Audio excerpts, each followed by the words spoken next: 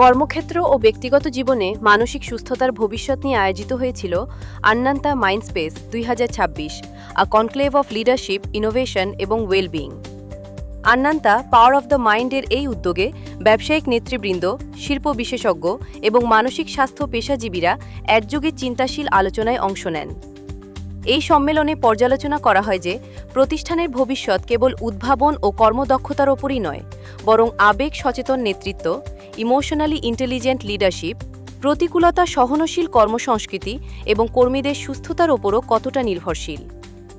অনুষ্ঠানে উপস্থিত ছিলেন প্রাক্তন আইএএস কর্মকর্তা ও হিডকোর প্রাক্তন চেয়ারম্যান শ্রী দেবাশিস সেন। এছাড়াও বিশিষ্ট বক্তাদের মধ্যে ছিলেন ডেন্টসু ইন্ডিয়ার senior vice president Abhijan Nandi, Indus net টেকনোলজিসের ডিরেক্টর শান্তনু মুখার্জি, এলটিএমের vice president Sonali Bhattacharya, JIS গ্রুপের কর্পোরেট কমিউনিকেশনস ও পিআর-এর general manager Shri K Sunil Kumar, Colliers ইন্টারন্যাশনালের ম্যানেজিং ডিরেক্টর অনির্বাণ গুপ্ত এবং আইবিএমের senior project manager Piyush Ranjan Ghosh.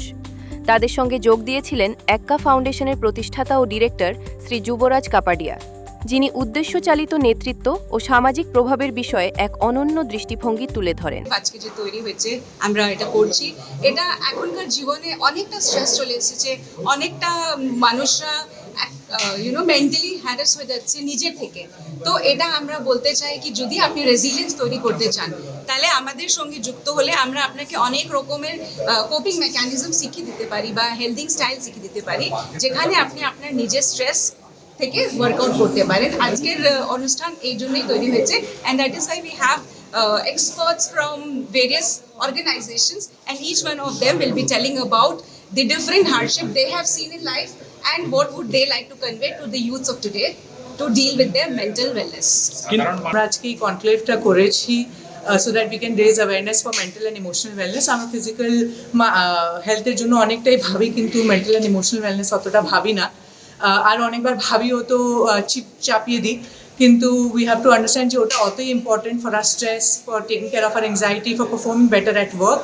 আর এটার জন্য আমাদের সব থেকে বেশি ইম্পর্টেন্ট যে আমরা ভাবি, আর it becomes very easy for us to go to a mental health practitioner. এটা একটা ট্যাবুর মতন না নিয়ে, আমার একটু কিছু মনে কিছু কষ্ট হলে it should be very easy for us to go and approach someone.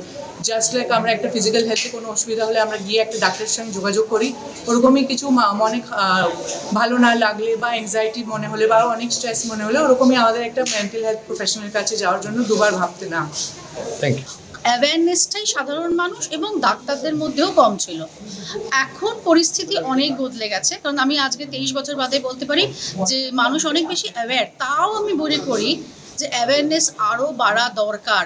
এই সচেতনতাটা না থাকলে মানুষ নিজের শারীরিক এবং মানসিক দুটো কারণের জন্যই, যে মনের যে একটা প্রাধান্য আছে, মন ভালো না থাকলে একটা জ্বরও সারে না, একটা নিউমোনিয়াও সারে না, একটা হাড়ের কোনো অসুখ হলে সেটাও সারে না, এবং মন খারাপ, অবসাদ, অ্যাংজাইটি এগুলোও যে ইম্পর্ট্যান্ট, এই জিনিসটাকে প্রচার করার জন্যই আমাদের এই মানসিক স্বাস্থ্য কর্মশালা বা কার্যক্রমটা খুব দরকার। এবং আমি মনে করি আজকের যে প্রোগ্রাম, যেখানে আমরা ইন্ডাস্ট্রিতে প্রবেশ করার চেষ্টা করছি এবং ইন্ডাস্ট্রি এক্সপার্টসদেরকে এনেছি, তাদের কারণ ইন্ডাস্ট্রিতে মানুষের এখন খুব কাজের চাপ বেড়ে গেছে।